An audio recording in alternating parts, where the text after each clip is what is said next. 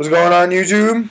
It is Saturday, December 10th, 2011, and this is Fighting Fire with Fire, the AJ Rose Show.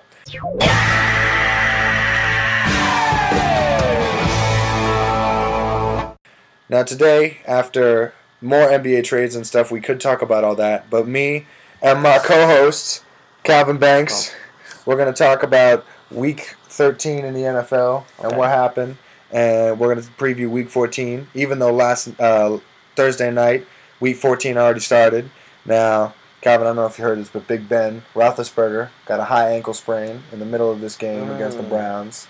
And he returned to win the game 14-3. And now the Steelers are 10-3, and they have a half-game lead over the Baltimore Ravens in the AFC North. So what do you think about that?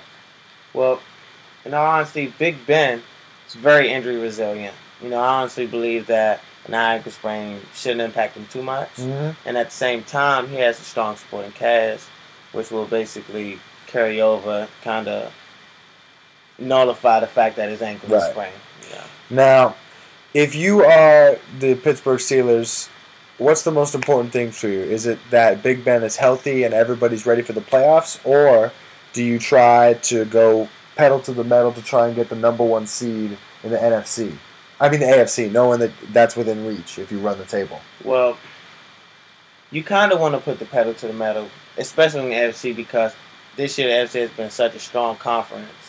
And if you can play like a lower seed early on and really get you warmed up, because you got some tough opponents that's going to take you in order to get to the championship. All right, I feel you.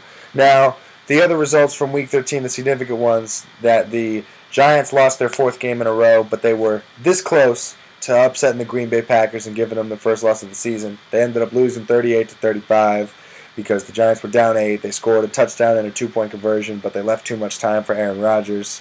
And Aaron Rodgers, did his thing, came back down the field, got a game-winning field goal. Now, if you're the Packers, here's another question about what they should do. We've seen the Patriots. They went 16-0. Okay. They lost in the Super Bowl because the pressure got too much for them. We saw the Colts rest their starters rather than go 16-0. And they went 14-2 and also ended up losing in the Super Bowl. Okay. If you're the Packers, which tactic do you take and why? Well, if you're the Packers, you're undefeated. Pretty much, you're still getting the playoffs. Strong chances to actually win the championship. I would actually rest my starters. So you would rest Aaron Rodgers, I would definitely, Clay Matthews, and all those guys. I would definitely rest my starters because they don't have anything else to prove, basically. You know what you're getting out of your starters. You know what you're getting out of Rodgers. You know what Clay Matthews brings to the table. So I don't see any point of really playing them the last couple games of the season. Matter of fact, you can get your backups ready a little more just in case they get injured in the playoffs, championship or anything.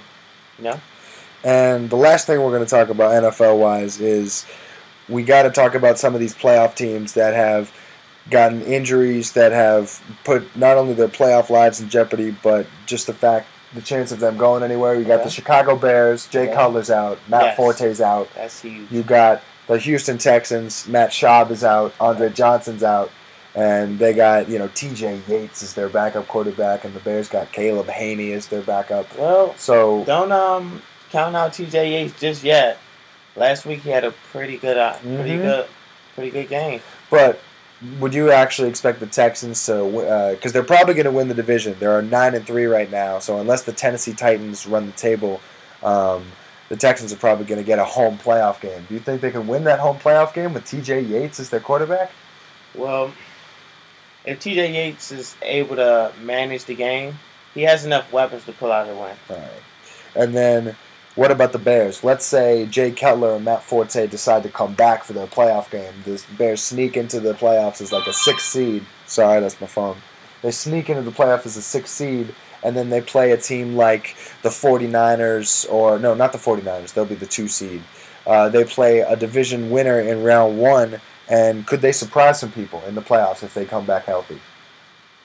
I don't think so, because Jay Cutler is a very good quarterback, and an injured Jay Cutler will be less than very good, and I don't think you will win a playoff game with a less than very good quarterback.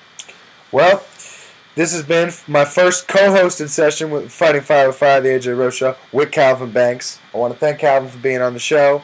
Hopefully he'll be back if he wants to do it, and I will see y'all next time.